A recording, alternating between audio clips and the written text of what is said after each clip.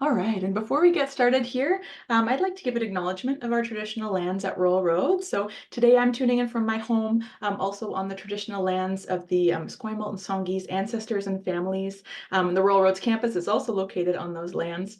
It's, of course, with gratitude that we live, learn, and work here, where the past, present, and future of Indigenous and non-Indigenous students, faculty, and staff come together. So grateful you all could join us and be with us here today. All right, and the reason that we're all here, folks, we're going to discuss the Doctor of Business Administration. We have an awesome Q&A with our graduates today. We have some wonderful folks who are joining me. We have Dr. Hassan Wafai, who's the program head. Hassan, nice to see you always. Thank you, Ariana. Awesome. We also have Ai Sakamoto, who's the DBA program coordinator, friendly face. We have myself, I'm Mariana Konjerski. I'm an education specialist here at Royal Roads. We have enrollment services. So we have my wonderful colleague, Andrea. Alana couldn't make it today, but we have Andrea from enrollment services. And then we have our fabulous graduates. So we have Dr. Benjamin Ame. We have Dr. Bill Danielson, Dr. Shelley Lyons, who are all from the Doctor of Business Administration program, our graduate panelists here today. So super excited. We're going to chat with them in just a little bit here. But before that, I have a little agenda for us just before we get started. Hassan's going to lead us through some program information about the DBA program. We're going to do a moderated discussion with our graduate panelists, super exciting. And then we're going to have an open Q&A with the audience just at the end. So if you have any questions or things that you want to know, please feel free to ask them at the end, and then hopefully we'll get some of your questions answered here as we move along. Okay, and at this point, I will stop talking. I'll pass it off to Hassan. Hassan, take it away for some program info. Thank you very much, Ariana, and welcome everyone. Thanks for joining us. I prepared a couple of slides. I would say a few slides, but I will go through them very quickly to allow time to have a conversation with our guest today. So let's get started with why Royal Road. Why Royal Road is special. There are a couple of we are special for so many reasons, but I would like to highlight a couple of points here. It's a public research intensive institution. In BC, there are 5 research intensive institutions in BC. These are public research intensive institutions. Royal Road is one of them. However, Royal Road is special from the rest of the public intensive institution that we focus on working professional. That is our things that we and it's part of a BC Constitution, Royal Road Act that Royal Road was established to serve working professionals. And we built on our long I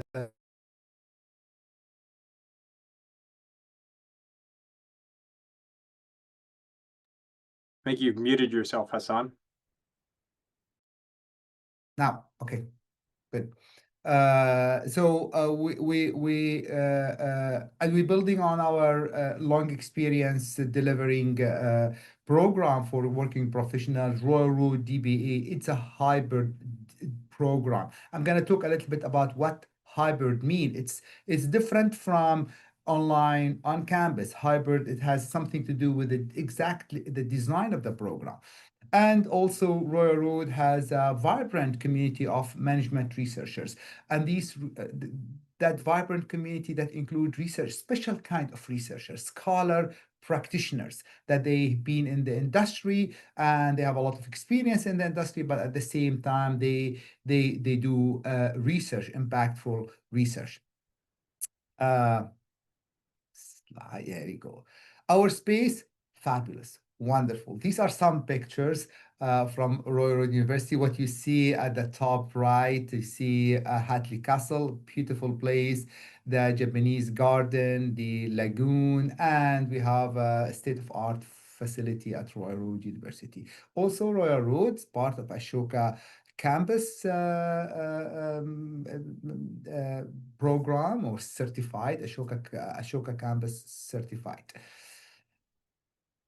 So now, why DBA? Why DBA is special? Doctor of Business Administration at Royal Road University. Yes, we don't have a lot of doctoral DBA programs in Canada. We are one of the 3 doctoral DBA programs in Canada, but we're special. And the way it is designed is very special. It's not meant for everyone, that's right. This is why this program is very well designed to serve specific segment of colleagues who willing to do impactful research. So the DBA program at Royal Road has a hybrid design. Hybrid design meaning it combines the rigor of conventional PhD with a practice focus of professional DBA.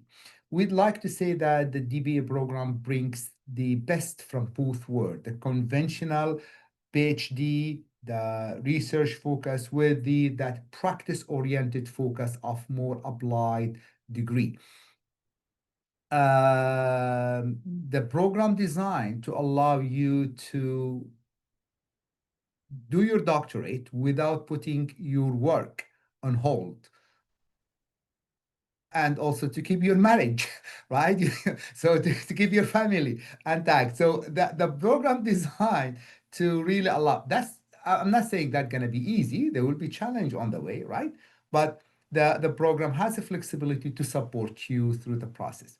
It also prepare you to for careers, multiple career path, meaning that careers beyond academia. Conventional PhD programs graduate potential faculty member. I did PhD. Well, my dream during PhD is to get faculty job. That's what I dream for. That's great, but the PhD program wouldn't really prepare you for careers beyond academia. DBA programs help, it has a flexibility to consider career within and outside academia. And finally, build your currency. Now you may be interested in certain area. Maybe you have a lot of experience in certain area. Great, but that does not give you the authority to speak as a subject matter expert.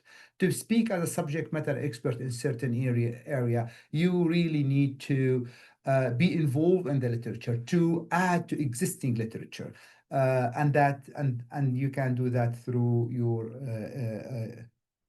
doctorate. So in the next couple of slides, I would like to highlight quickly what does program delivery involve, how long you need to finish your program, and who are our DBA students.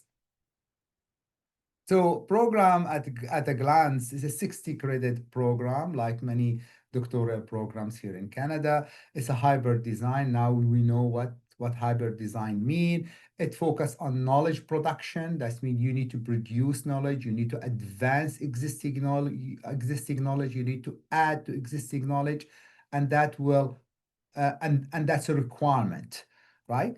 The program length is 4 to 7 years. In the shortest version of the program, I'm not sure whether this is a realistic version though, it's 4 year. Wanted to say that most of our colleagues will take more than 4 year. 7 year is the longest version of the program. Some colleagues may need beyond 7 years, but this will be special circumstances for that. The delivery of the program, it's a blended mean it's a combination of online and on campus. Short on campus residencies, there are 3 residencies, and most of the program will be online. Next slide will explain that piece. So generally speaking, this is the overall structure of the program. Generally speaking, the program consists of 3 phases. Phase 1, foundation, is course-based phase. It involves 2 weeks residency here in Victoria. Second phase is 1 year, is a research preparation phase, 1 year in a shortest version, of course, right? Most colleagues take more than 1 year. It involves 1 week residency, and the final phase, execution and writing, 2 years in its shortest version, and that involve 1 week residency as well. That simple structure, that's what you will see on our website. That is the full structure. So what you see the blue lines, these are the phases. right? The first phase, you see the blue line, year one, foundation phase. Under the year one, you see number of courses. Year two, research preparation phase, and you will see a number of courses, and then, sorry, number of milestones. And year three and four is execution and writing phase. Who are our students? Well, I could speak a lot about our students. We call them colleagues, though, because they are actually colleagues. We work with them in a very collegial way. They are colleagues. We work with them, and it's a long journey, right? So we really make sure that we are all together in the journey, and they are colleagues. I have some points. I'm going to speak about this point, but what I could say now, what we have in the program is exactly what we want to see in the program. These are the ideal colleagues in the program. We have a website where we feature our colleagues because we're proud of them. We're proud of their success. So they are, generally speaking, working professionals. Not any working professionals. There are certain requirements for that. You need to have a certain number of years, but most importantly, you already have the aspiration to become a leader in your field or sector. That goes beyond being a leader in organization, right? You get your master to become a leader in your organization to advance your career, but you get your doctorate to become a leader in your sector, to become a leader in subject matter expert, to have the currency to speak about that subject matter. To those working professionals would like to, or they willing to do independent research, impactful research. You normally have full-time job, right? Full-time job. I have also, I mean, family, like any working professional. We part of the requirement is to have a master degree, relevant master, I mean degree. Colleagues in the program coming from all walk of life. So we have coming from industry, public sector, private sector, academia, non-academia, and here we invited in our panel colleagues coming from academic sector, public sector, and private sector as well, or work in the private sector as well. So we're very proud of our colleagues, and we're going to talk a little bit more about their experience as part of our conversation with our guest. What do I need to submit for my application? Here you go. So next intake is January 2026. Application deadline October 5, 2025. That's approaching very quickly. So this is the application requirement, application form. There are certain form you need to fill out, official transcript for all your education, especially the master degree, 3 letter of reference. That's very important. We read them carefully. A letter of references, we expect to have references that they can speak to your academic skills, capabilities, ability, qualities. So we expect to see academic reference. If you could not have academic reference, please reach out and let us know why. And that's okay. That happens. Some colleagues, they did their master like 20 years ago and they don't have connection. That's still fine. So but that's what we expect to see in the letter of reference. And now the number 4, that's a critical, the program proposal. I would describe it as a preliminary proposal, a simple proposal, 5-page proposal. That's all what we want. Just we want to know that you have a research problem, right? And trust and believe this will evolve and change once you are in the program many times. That's okay. We only need to see evidence that you have put some thought on conceptualizing a management problem issue and incorporate some references to support your argument. and then structured resume. I would say more, perhaps more of a CV than a resume with some more details. These are the requirements, application requirements. And here we go. So you probably have some questions about what I said. That let's put these questions. Let's just we will have toward the end some time. But now let's move to welcome our guest today, my colleagues and friends. We'll start with Dr. Danielson. Welcome. Dr. Benjamin Emma, thank you for joining, and Dr. Shelley Loyan, also welcome. So I have a number of questions for you, and here we stop sharing. Thank you. So we can see each other. Great, thank you. So I have a number of a question for you, but let me start with first, maybe I give you a little bit of time to introduce yourself, to tell us about your research and when you graduated. So should I suggest a sequence? Maybe we start with Shelley and then Bell and then Benjamin. And by the way, I get used to call them with their first name. They call me with my first name, Hassan, Shelley, Bell. So yeah, just for colleagues in the room. Over to you, Shelley. Thanks, Hassan. Although I have to admit that doctor sounds really good in front of my name these days. After this many years, it's a good thing.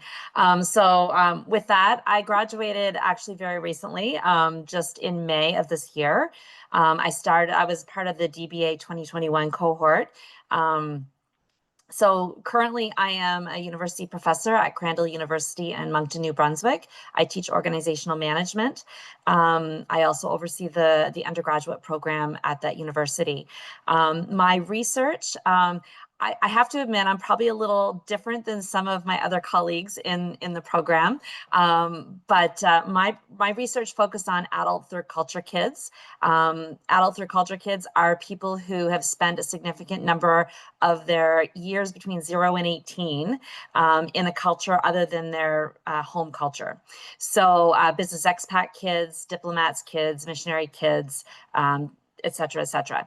So I focused on them as my participants, and I looked at their challenges of sense of belonging and identity in relation to whether spiritual self-leadership can be a solution. I'm actually, I guess my highlight of what came out of my research was I developed a model of spiritual self-leadership that I believe transcends that initial audience of ATCKs and can help any of us who want to strengthen any part of our self-leadership journey. Is there anything else you want to know? I live in Nova Scotia. I work in New Brunswick, so I hail from the Maritimes. So thank you for inviting me to be part of this. Thank you very much, Shelley. I can add, and Shelley writes beautifully. I enjoy reading her writing. Fantastic. Over to you, Belle. You know, Shelley looked at the light in society, and I looked at the darkness. So it's a great contrast.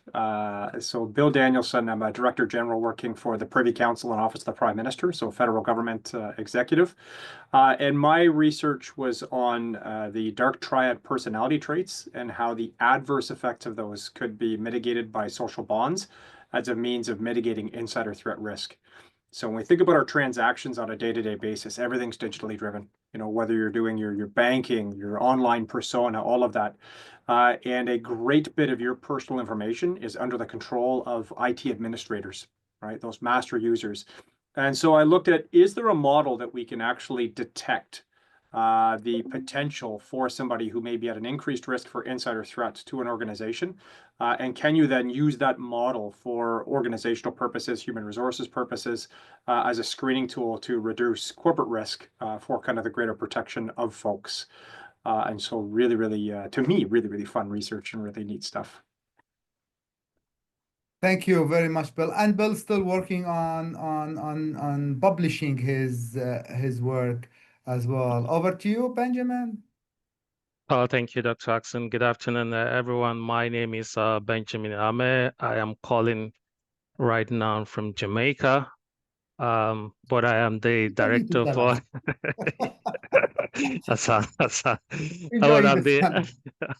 I'm the director for clinical logistics for the Vancouver Island Health Authority in British Columbia, where I oversee supply chain operations for 12 hospitals across the island. With over 20 years of experience in supply chain management, I have witnessed firsthand how supply chain disruption can be such as pandemic and political instability can cripple critical supply chain operations. So my doctorate dissertation tackled this on because I was able to develop a resilient framework for the Nigerian downstream oil and gas sector, where pipeline vandalization, theft, regulatory gap has caused more than 40% of shortages in fuel distribution. So my framework mapped out resilience strategy after interviewing like 23 industry stakeholders, and I was able to identify how the organization can build resilience into their supply chain.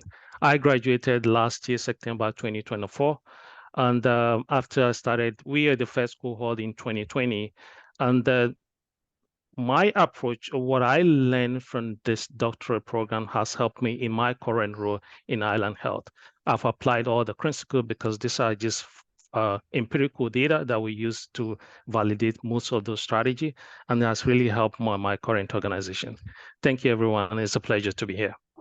Thank you. Thank you. So my second question, why did you decide to do DBA at the beginning? And now you have completed your DBA. How could you tell us, how the DBA really helped you professionally and personally? Let me change the order now. Let me start with Bill, and then Benjamin, and then I move to to Shella. Over to you, Bill. Why did you decide to do your DBA? You have a wonderful, career. You have a great role in the government. Why did you decide to do that? Yeah, great question, because quite honestly, and I'm unlike a number of my colleagues in the sense that it was for personal curiosity. I believed there was a gap in kind of what was happening in the world. Being in government and background in security and intelligence and some of the other milieus, you've seen the insider threat, you've seen the attacks, and as our world becomes more and more digital, there's just that gap. And I'm the type of individual that I love to explore problems. I like to go after and learn these things. And so, that was part of the passion of wanting to pursue a doctorate in it. One of the neat things, though, is, when you discuss with colleagues, people like, what's the value? Okay, well, if it wasn't going to help you professionally, what's the value of it? The number of people who, when you discuss that you're doing this sort of thing, it's almost like when you go back to your bachelor's degree, right? What does a bachelor's degree teach you? Well, it shows the world that you can do research. It shows that you can actually go out and solve problems. Master's degrees are very, very much a professional kind of grind and drive. Doctorate almost takes it back. It almost takes it back to that. All right, can you actually solve a problem? Can you conceive of something that no one has necessarily thought of? Can you research it, and can you find a novel solution to that piece?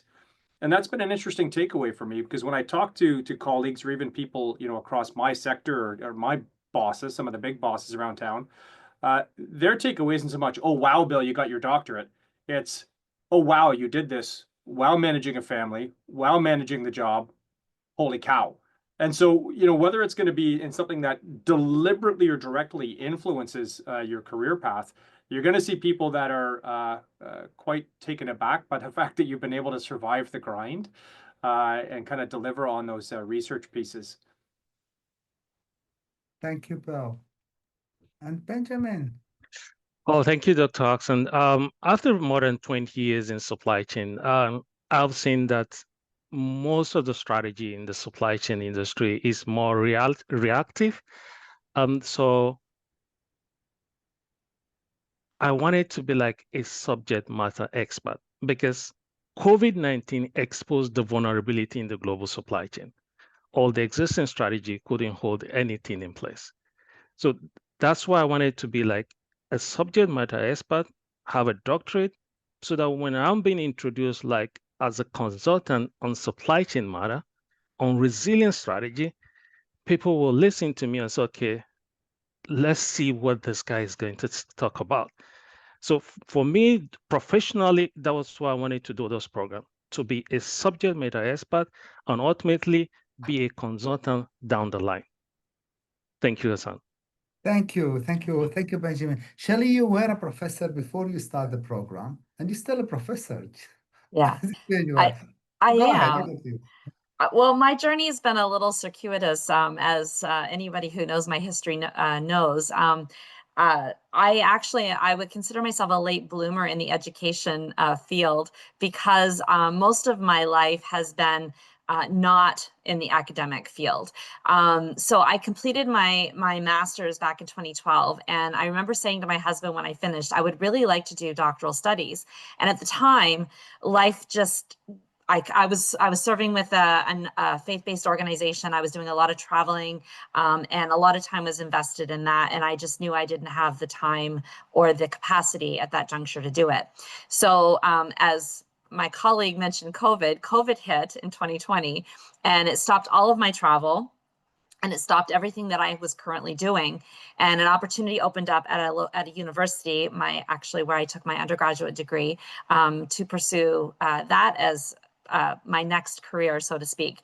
And I saw that as an opportunity to finally be able to do what I wanted to do and pursue doctoral studies. So I started in August of 2020. I immediately looked into particularly this program, the DBA program, and sent in my application and wanted to start right away. So I started in January of 21. So I saw that as really, I guess, a pathway to do what I really wanted to do was my doctoral studies. But professionally, after having finished this, I mean, obviously being in academia, being a professor, it looks good to be able to say I'm Dr. Lyons, and to have that credibility of not just that, but also the credibility of the research behind me. And as of my other colleagues said, to be able to have a place within that and have the credibility behind it.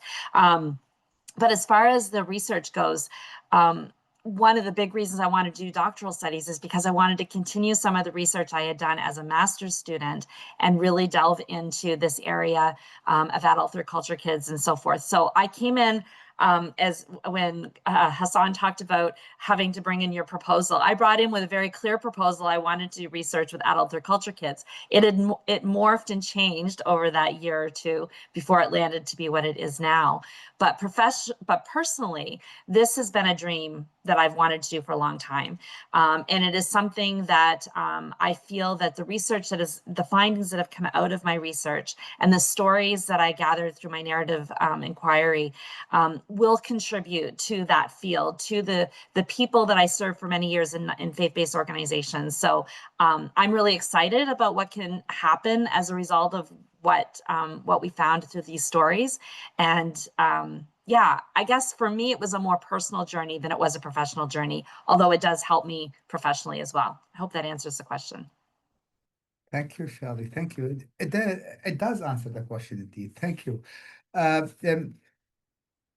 Next question, and as I'm asking question, please, colleagues who is in the room, feel free to ask your questions so we can include them as I'm asking the questions. If you have any question toward our colleagues who did the program, went through the process, and any question or insight you want to hear from them about the journey. Now, my next question is, doctorate is not meant for everyone. It's a long-term process, right? This is a 4 to 7 years. It's a lot of work, a big investment, and so on.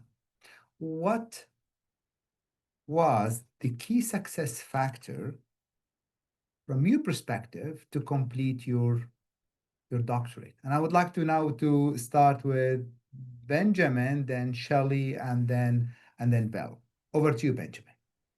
Key Oh, success thank you. factor. Oh, thank you, Hassan. I think for me, I have a lot of key success factor and talk about the institutional support, supervisory committee, and also the kind of the work-life balance. But I'm just going to zero in on one. Let me just take on the supervisory committee, There you go. because that is very, very, very key. And for full transparency, Dr. Hassan here was my supervisor. He was a great mentor, a great guy, somebody to work with, but he also makes sure that I do the work. So that's the kind of committee you will need. Hassan ensure that he pushes my critical thinking, but he also respects my professional constraint because he knows I have a job to do. But I also make sure I need to deliver quality work. There is no chapter sent to us and we don't do it 3 times. Like it's okay, go back again. We go over it, go. And the more we revise it, it gets clearer, more cleaner, better flow, and answer the questions. So key success factor for this program, for me, I would say is your supervisory committee.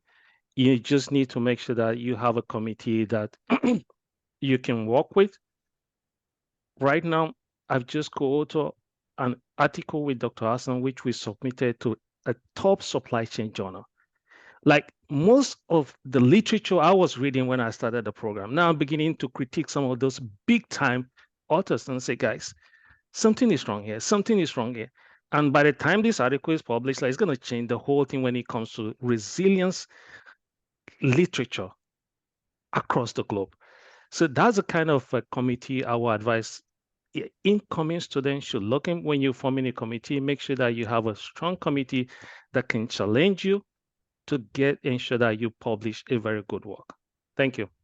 Thank you. Thank you. It's been an honor being part of your journey, Benjamin. And I'm glad that your wife is not here. Otherwise, you will need to say that the key success factor was your wife, right? And I'm glad she's not with you in the room.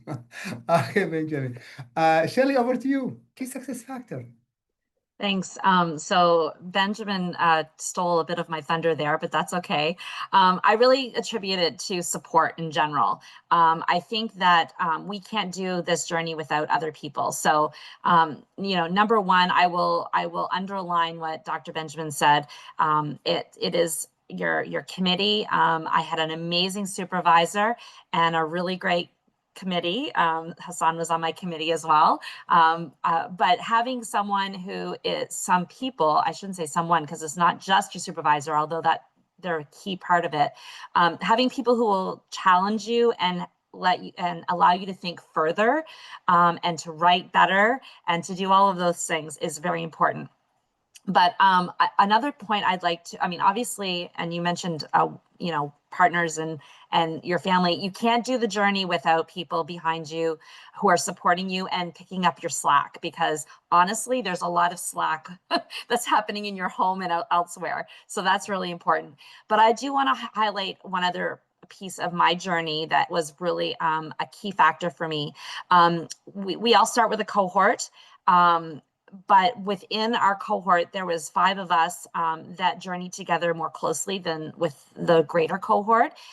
We met every month or every 6 weeks just to talk and help each other with encouragement, but also with just practical things like, hey, have you heard this? Have you read this? Or have you done this? Or did you do, and holding each other accountable, because you hate to come to a meeting and say, I've done nothing for the last 6 weeks. So that also helps. So people, I think, are the cornerstone to getting through this program, and not just getting through the program, but to thrive and do really well through the program, because the relationships you have, I think the relationships I had as part of this program were a key part of my journey that I appreciated. Thank you, Shelley. Thank you very much. Bell, over to you. Key success factor. Yeah, It's a thanks so much. technical term, right? It's an academic term. We love academics to figure out what are the key success factors. Over to you, Bell. Yeah, somebody posted a question in the chat that I'd responded to. We talked about, what's the advantage of the program? And actually, in my response, and I just want to kind of reiterate for folks who may have not seen it, it's about the building block approach that Railroads takes. And so, in that piece of where they're going to guide you through even a session literally on how do you pick your committee. And like others have said, right? So my lead supervisor was a guy, Mark Lokinen. We have a relationship such that we're opening a company together. Right? Like you can take these things and really kind of go on and beyond. I'll take a different tact though. The key to success in the program, in part, very different from an undergrad, very different from a master's, where somebody's going to give you your timelines. Once you're out of year 1, year 2, 3, 4, 5, and beyond are on you. Nobody's going to be coming at you. Even your supervisory panel, as much as they're to support, it's a pull, not a push. right? So you've got to be diligent. You've got to set your timelines. You got to make sure that in your life, if you want to succeed, you're going to build a structure so that you keep marching your deliverables. And so that'd be one piece of guidance that I have is you've got to have a bit of personal rigor because nobody is going to be pushing you to produce. They're there to help you. They're there to support you. But you've got to have that rigor and that initiative. So a bit of a different tact. That's a good point. Very good point. Actually, thank you very much, Bill.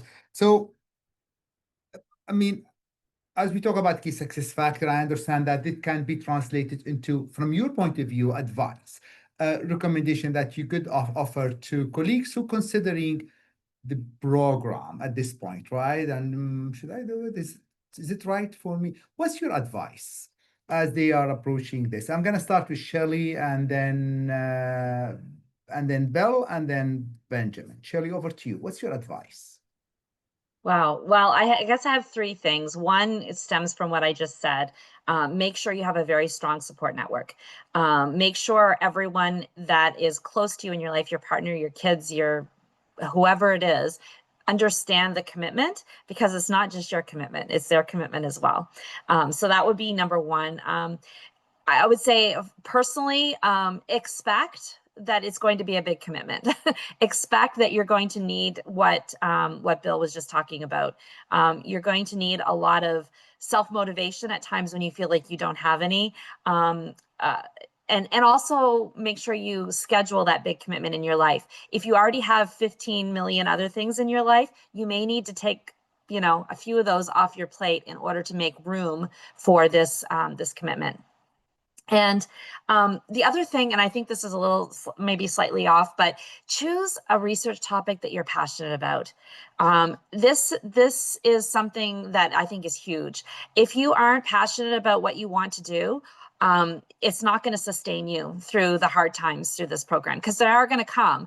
But I have to admit, even though the hard times came, knowing what I was doing was what I wanted to do and what I was passionate about, and the drive to hopefully help people through my research, that was what kept me going, even when I didn't want to necessarily keep going sometimes. So those are my few pieces of advice. Thank you, Shelley. And I see a question here in the chat for you. So let's get to that question at the end, if you don't mind. Bill, over to you. It's funny because this is, a DBA program largely for professionals. I think if somebody was to do research on dedication pages in doctoral dissertations, they will all list, I want to thank my family. So on those pieces. Another thing that's key, and just to piggyback on what Shelley has said, our research between the three of us is all radically different. But when you see any of us start talking, we all get super excited, start talking really fast, and get geeky on it. And I remember in our first year, somebody actually says, be careful because you're going to go out to parties and your friend's going to say, oh, you're doing your doctorate. Tell me about it. And you'll start telling them and they just gloss over. They're like, yeah, okay, cool. Next, because you're going to have that passion. So that's the one thing I'd say is that if you're exploring this, because it's going to be a journey for you multi-year, have that passion, have that curiosity. If that's you, if you've got that in your nature, you love to go out, you like to solve, you've got that passion, that's going to sustain you, that's going to drive you. Because it's the old adage of, when you find a job you love, you've never worked again. If you're finding something that you research, that you've got that passion for, it's not a grind. Because you're going to love reading this stuff. You're going to love exploring it. And the fact that you actually get to be a part of a new and novel solution that you're going to put your name to in that research is such an incredibly empowering thing. And it's such a fun ride. Fantastic. Benjamin. I think my advice will be you need to block time, maybe weekly and daily, to ensure that you get your deliverables in at the right time. So you need to consider this like it's a marathon, not a sprint. But if you block time and you make sure you're doing your work daily and weekly, you will definitely achieve what you're supposed to achieve. For example, in BASIC, a standard dissertation is about 100,000 or 120,000 watts. What counts? if you're just writing the dissertation and you're just writing 400 words a day in 5 days of a week, you can write up that dissertation in 1 year. After you've done all your foundation work, your research work, and whatever, just the writing piece.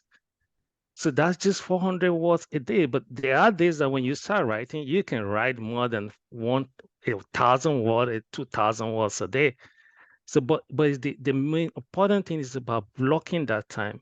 I'm gonna block this hour in a day, this hour in the week, this hour, and make sure that you get it. Throughout my 4 years, Hassan knows me. He gets all emails from me 3 a.m., 4 a.m. But that's what works for me. I start my working 12 midnight till 3 a.m. and I send him my report for 4 years consecutively. So it doesn't impact too much with my family. It doesn't impact too much with my academics, but my body was taking the hit, but I still survive it. So it's about you knowing how's your work schedule, how's your family life, and how can I structure it in such a way that something has to give. So that's my advice. Thank you. I can tell, yeah. In the morning, I always see his email open.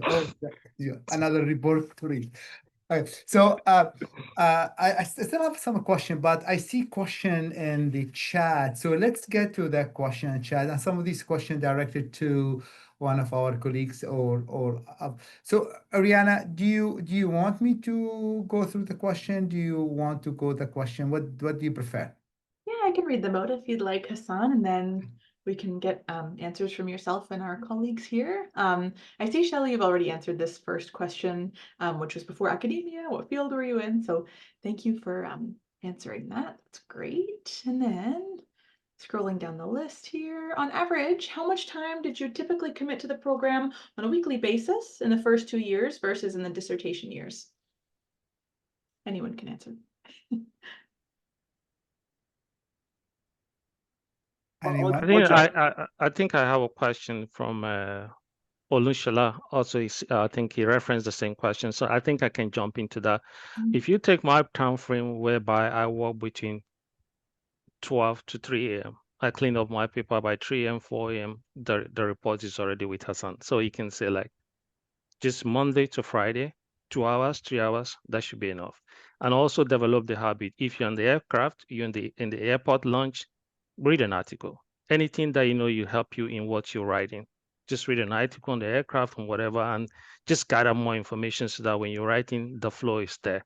So on an average, I can see just between 2 or 3 hours, Monday to Friday. But you can switch it. Just take it like 5 times in a week and allocate more of the time for your family. I'll add to that too, Benjamin. For me, what worked for me was I scheduled time in my calendar. It didn't work for me to do every day. I have certain days that was better, so I would schedule so many hours a day on certain weeks.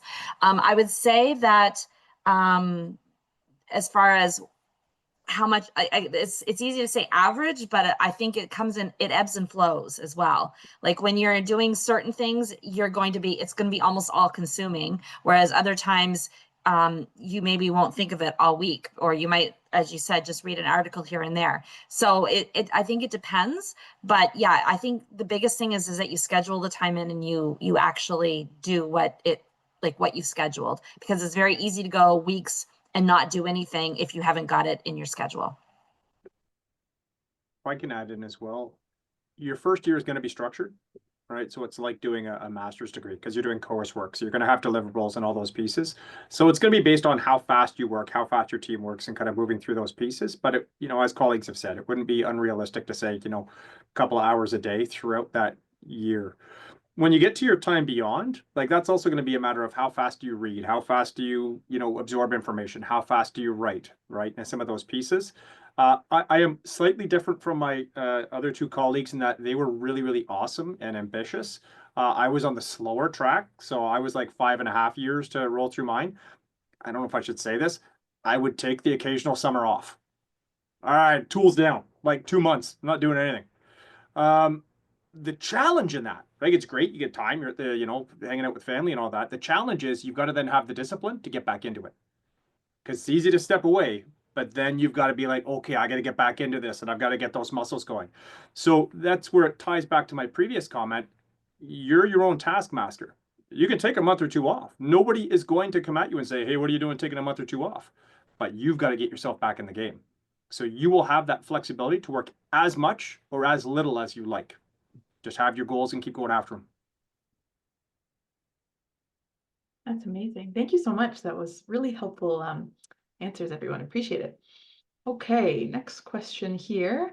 Lillian's asking, how much of the tuition did you end up paying yourself versus grants, scholarships, etc.? I know that's a question that comes up a fair amount. Well, I'll start, I guess, on this one. For me, I feel very blessed that I was able to cover all of it through scholarships and my tax grants. I know some of my colleagues didn't pursue that because it is something extra on top of what you need to do, because you do have to put a proposal in, you have to find a partner organization and all of those things. And like I say, I was very blessed that I was able to do that. But I also know other colleagues who haven't or have had a mix. So it depends on your own journey, and it depends on what you want to invest in, because not everybody, some people will find it, hesitate to use the word easier, but it's a good payoff for them to just pay for it themselves rather than put the work in to try to get a grant. So you have to make that decision. The money's available, the opportunities are available, but it is an extra step that you need to take if you so desire. Yeah. Thank you, Shirley. I think I can also add to that. For me, I can say like the issue about finances was also part of the thing that delayed me from even starting the doctorate in the first place. And when we started the program, the first week during the residency, they had a session on, okay, there's scholarship here, there's my text here. So holy cow. If I knew there was something like this, like I would have started long ago, but I wanted to do this doctorate now, and I just, okay, I'm going to fund it myself. So what I'm saying here is that there are opportunity for scholarship is available. Royal Road has their own scholarship. There are other like MyTex that is there, and other kind of scholarship which you'll be introduced to when you start the program. And if you qualify, you'll be able to get that funding. We have colleagues within our cohort that 100% paid. They're just fully funded. You know, all you need to do, go to school and just write your dissertation. Thank you. You can tell by the way I speak, I'm very much a themes guy, and it kind of goes back into the different messages. The Royal Roads team are exceptional. Who's on the call, Hassan, of course, and as Benjamin has just said, you know, they will literally walk you through. There's a web page within Royal Roads once you're a student that you can sign in, and it shows the active scholarships. I will send you emails to say, hey, there's a new scholarship coming up. You know, here's what you got to do. Go after it. And so, I mean, as Shelley has said, and others, it's what you go after. The money's there. If you've got a good bit of research and if you've got the heart to kind of put in the work to do it, you're going to get funded. I think it was Hassan who said, I remember thinking at the time when he said it so many years ago, I'm like, you're crazy. How can you say that? He's like, don't worry about the money. Don't worry about the money. Like $100,000. I think I'm going to worry. Don't worry about it. But he's true in the sense of if you go after it, there is the research grants there, and you'll get the support you need. Thank you. It's really helpful. Thank you so much. Thanks, everybody. I know we are a little bit over, but we have a couple, maybe we'll do a couple more questions, and then we can wrap up. I see a few more here. From Lillian, how often does the direction of a candidate's research proposal change from their original application? I feel like I can sense the answer. Anyone, feel free. I think I can jump in here. When I came into the program, definitely I was going to do my proposal was on supply chain management. But when we started the program, that's when COVID hit, and immediately COVID hit. That's when I changed my topic, completely changed from the topic I came in with supply chain resilience, because at this point, the only thing that can make a supply chain stand is how can you build resilience into your supply chain. So first year, 2 year, all the work in there, we threw into the garbage. And one day I just sent a new proposal to Hassan. I said, Hassan, what do you feel? He read through it. I said, let's do it. So use going to change. And also that's part of the advice, this opportunity to also say. I think Shelley mentioned it at the beginning. You must have an open mind. Your topic will continue, like your research question will continue to change. Even at the time you're writing the dissertation, you can finish writing your dissertation. If the dissertation doesn't answer the research question, you have to go back to the question again. So it's going to keep changing. It's going to keep changing. But the ultimate goal is that have I been able to do a good job, and has the research question answer the output of your work? Thank you. You'll hear said, don't try and boil the ocean. As you're listening to us speak, and you may have something in your mind, and you're like, you know, it'd be really neat. I'm going to look at Canada-US trade relations from a lens of Pacific region pharmaceutical companies. No, you will never, ever get out of that. I want to look at US trade relationships linked to one bean from the perspective of Ted's shop. There's your question, because you've got to have something finite that can actually be answered. So as you're going through your journey, and again, it goes to that building block piece. When you're doing your literature reviews and you're going through that, you're going to have this concept, you're going to have this idea, and then you're going to like boil it down and boil it down. And you're going to have colleagues that you're going to bounce ideas off of in your cohort, the professors, other folks you come in contact with. They're going to help challenge you and push you, and it'll help refine that. Then you're going to be 2 years into your journey, and something drastic's going to happen, and you're going to have to go back to the drawing board and do it again. And that's that resilience and that kind of mental flexibility to kind of keep going on the journey. So I say that's one piece. How do you find your question and kind of get through it? Be open, be flexible, have something, don't go too big. I agree with my colleagues, and I'll just say, in answer to your question, always. Everyone changes their their research question. You may have pieces of it still in there by the time you get to the end, like I did. You may change it completely, but look at it as a journey, and a journey of learning. And this is not a bad thing if you change things. It doesn't make it that you were on the wrong track in the first place. You've just learned more along the journey. So enjoy the journey and just let's see where it takes you. Fantastic. Thank you so much. One last question for Hassan. Are there specific areas of research already identified by the university? This person has multiple interests in finance, business process, and automation, competitive and strategy. Can I specialize? That'll be Thank the you. last question. And I see another question also related to this question. So I will answer both of them about the question about research in military and related research. There is no specific preferences that university set for research as long as the research is within management area and supported with literature. It is your decision, it's your passion. The competitive advantage of doing doctorate that you combine your research with your passion, that you couldn't do it in conventional PhD program where you need to do the research that your supervisor tell you to do, right? While here you do the research that you want to do, that's your currency. That's an advantage. So it's your decision.